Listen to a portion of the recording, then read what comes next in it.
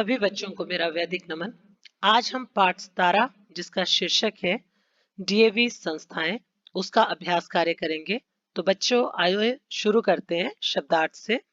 शब्द अर्थ। पहला शब्द है आईना जिसका अर्थ है दर्पण। दूसरा सर्वांगीण जिसका अर्थ है संपूर्ण विकास। देहांत मृत्यु। मित व्ययता कम खर्च। स्वावलंबी आत्मनिर्भर। ध्वज झंडा। अशिक्षित अनपढ़। ऋण कर्ज। तो आइए अभ्यास कार्य करते हैं। पहला प्रश्न जो हमें किताब में दिया गया है, डीएवी की संस्था की स्थापना के पीछे क्या भावना थी, यह भावना क्यों पैदा हुई। डीएवी संस्था की स्थापना के पीछे यह भावना थी कि शिक्षा का ज्ञान फैले, अज्ञान के अंधकार का नाश हो, लोगों में वैदिक ज्ञान का प्रकाश हो, लोग धर्म के वैदिक रूप से परिचित हों। इस संस्था का मुख्य उद्देश्य उस समय की शिक्षा प्रणाली के अवगुणों को त्याग कर केवल गुणों को ही ग्रहण करें, यह शिक्षा देना था। वैदिक शिक्षा के साथ आधुनिक शिक्षा भी दी जाए। पूर्व और पश्चिम का संगम करके शिक्षा के क्षेत्र में भारतीय संस्कृति का ध्वज ऊंचा करने की शिक्षा देना था।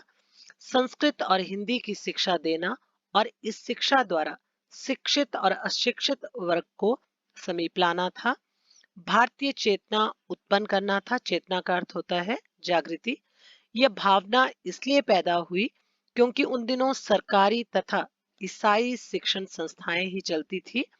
इन शिक्षण संस्थाओं के पाठ्यक्रम व उनके तरीके से जो शिक्षा दी जाती थी उसका देश की संस्कृति, देश प्रेम, हिंदी व संस्कृत भाषा के साथ कोई संबंध नहीं था, न वो कोई भारतीय चेतना उत्पन्न करता था। प्रश्न नंबर 2, डीएवी शिक्षण संस्था की स्थापना के समय आर्य नेताओं की दृष्टि किन 3 बातों की ओर आरंभ से ही रही, इनकी पूर्ति कैसे हुई। उत्तर, डीएवी शिक्षण संस्था की स्थापना के समय आर्य नेताओं की दृष्टि निम्नलिखित 3 बातों की ओर प्रारंभ से ही रही: आत्मनिर्भरता, स्वार्थ त्याग, मितव्ययता। इन 3 उद्देश्यों की पूर्ति इस प्रकार हुई। जून 1886 में लाहौर में पहला डीएवी स्कूल और कॉलेज खोला गया। इसमें सरकार की ओर से कोई आर्थिक सहायता नहीं ली गई, अतः यह संस्था पूर्णतः आत्मनिर्भर है। इस संस्था से जुड़े लोगों में त्याग की भावना कूट कूट कर भरी हुई थी। त्याग, स्वार्थ त्याग जो है आज भी इस संस्था का आदर्श रहा है।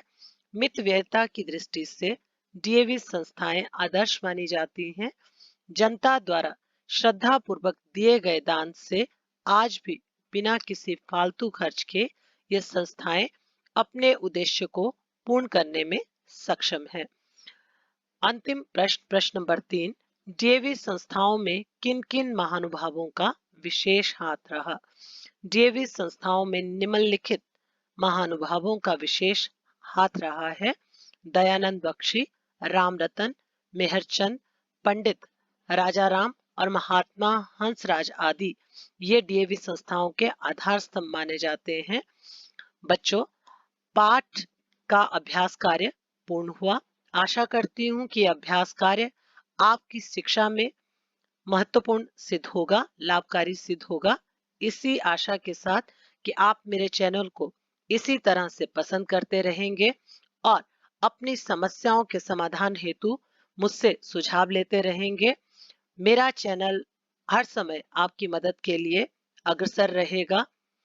सबसे मेरा यही आग्रह है कि इस चैनल को सब्सक्राइब करें सर्वप्रथम और नोटिफिकेशन बटन अवश्य दबाएं ताकि समय समय पर जो नए वीडियो अपलोड किए जाएं उससे आप लाभान्वित हो पाएं।